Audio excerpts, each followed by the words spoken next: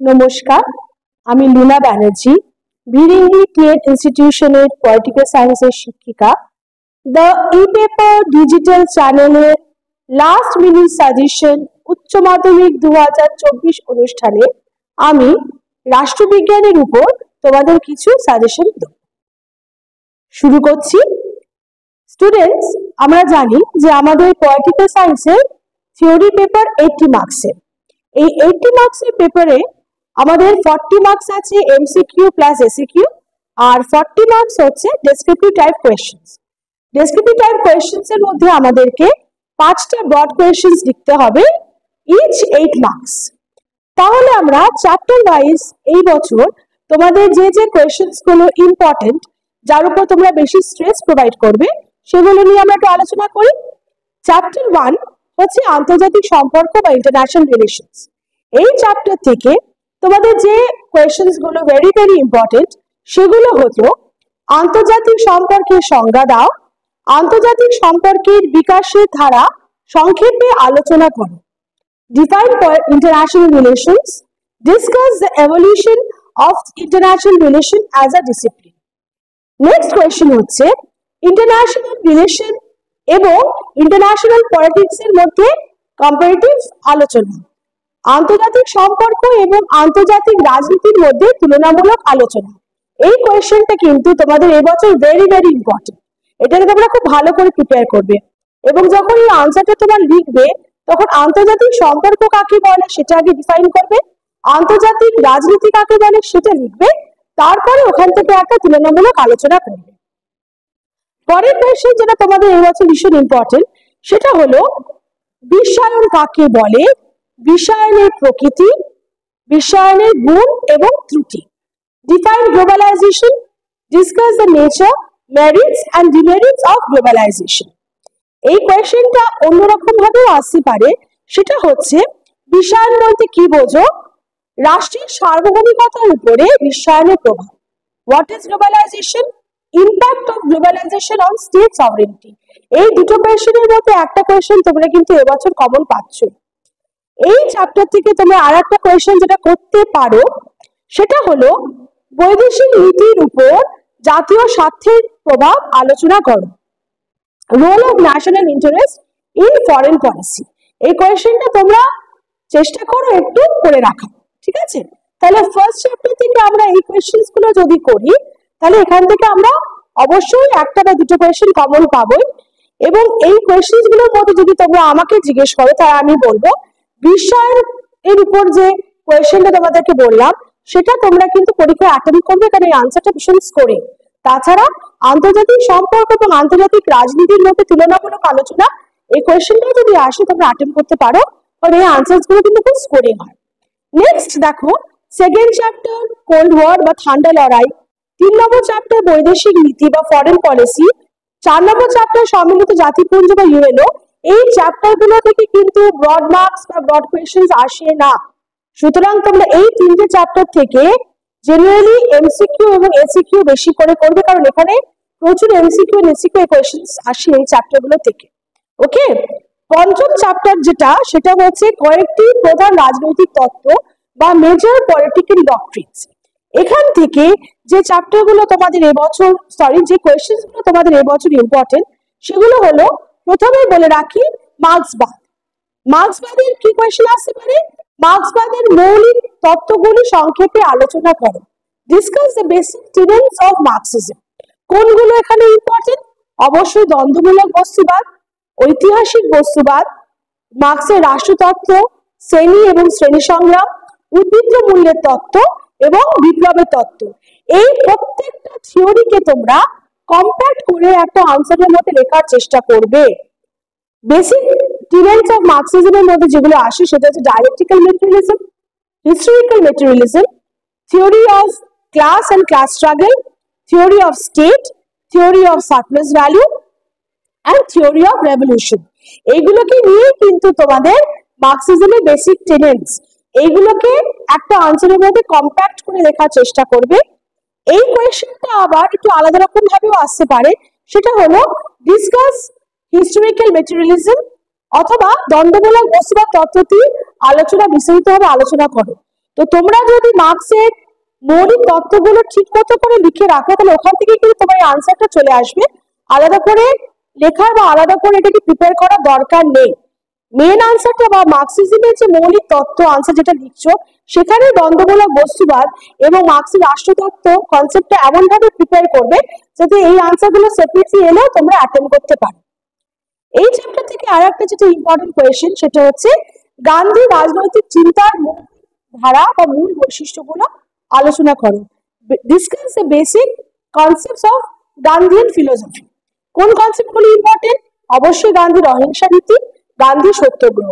আবার এখানে আরেকটা কথা বলছি, দেখো এই গান্ধীর সত্যগ্রহ তত্ত্বটি বিস্তারিতভাবে আলোচনা করো। এই কোয়েশ্চেনটাও কিন্তু আলাদাভাবে তুমি দিতে পারো, এটা 2022-এ এসেছিল।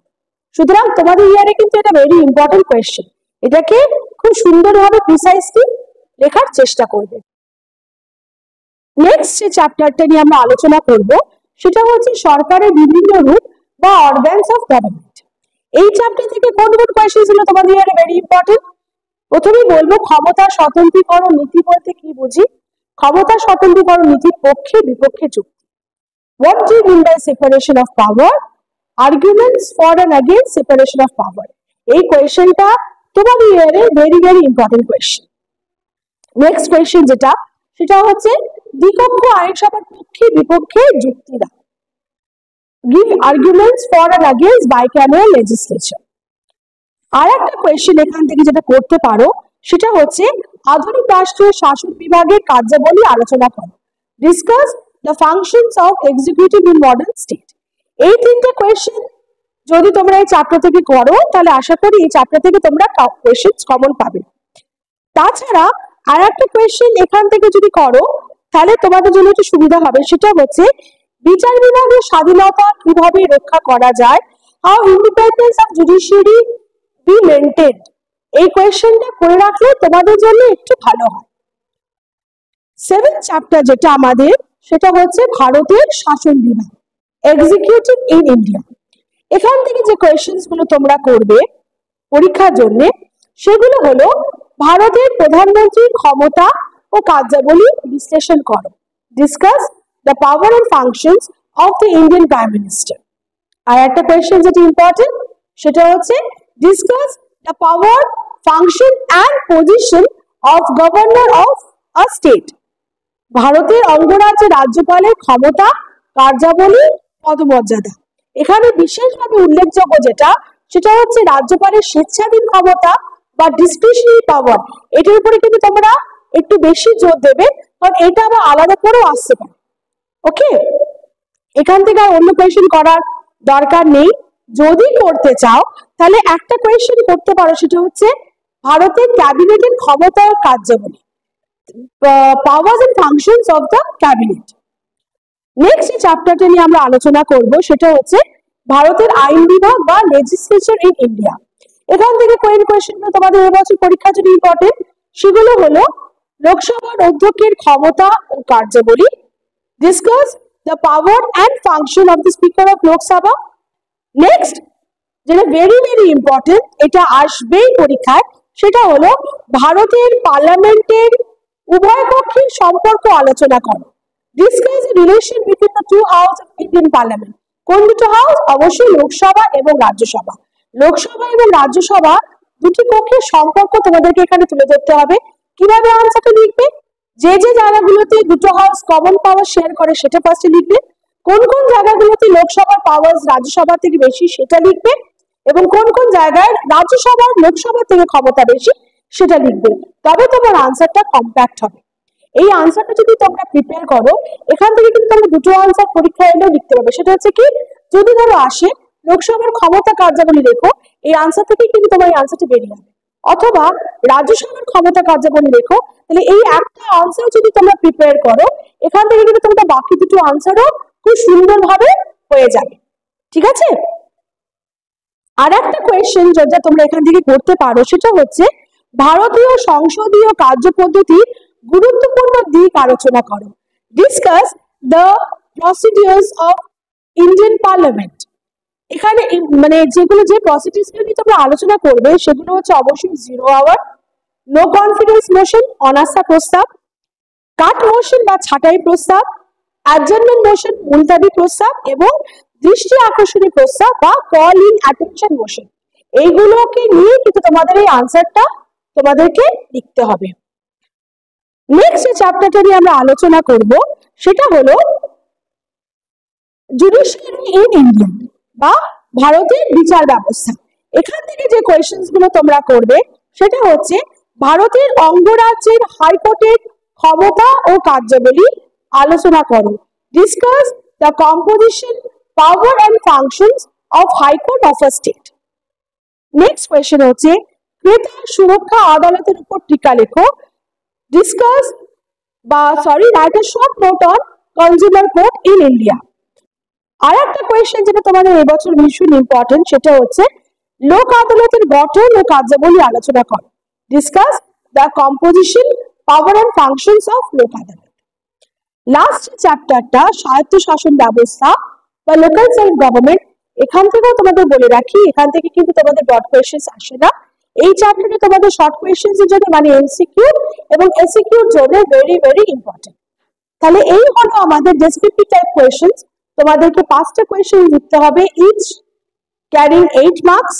আর বাকি যে 40 মার্কস এমসিকিউ আর এসিকিউ আছে তার জন্য তোমরা কি করবে, অবশ্যই ঠান্ডা যুদ্ধ বা cold war second chapter, third chapter বৈদেশিক নীতি foreign policy, fourth chapter UNO বা সম্মিলিত জাতিপুঞ্জ, অ্যান্ড লাস্ট চ্যাপ্টার স্থানীয় স্বায়ত্তশাসন ব্যবস্থা বা লোকাল সেলফ গভর্নমেন্ট। এই চ্যাপ্টার গুলোর উপরে জোর দেবে কারণ এখান থেকে তোমাদের প্রচুর এমসিকিউ এসিকিউ আসে। তাছাড়া তোমরা 2017 সাল থেকে 2022 সাল অবধি চেষ্টা করবে তোমরা কোয়েশ্চেন্স গুলোকে এমসিকিউ এসিকিউ কোয়েশ্চেন্স গুলোকে সলভ করো। এইগুলো যদি তোমরা করে যেতে পারো তাহলে অবশ্যই তোমরা কিন্তু সবটাই কমন পাবে। এর বাইরে আমরা তোমাদের কিছু বলার নেই। অল দ্য বেস্ট, তোমাদের পরীক্ষা খুব ভালো হোক এই বলে আমি আমার আলোচনা শেষ করছি। ধন্যবাদ।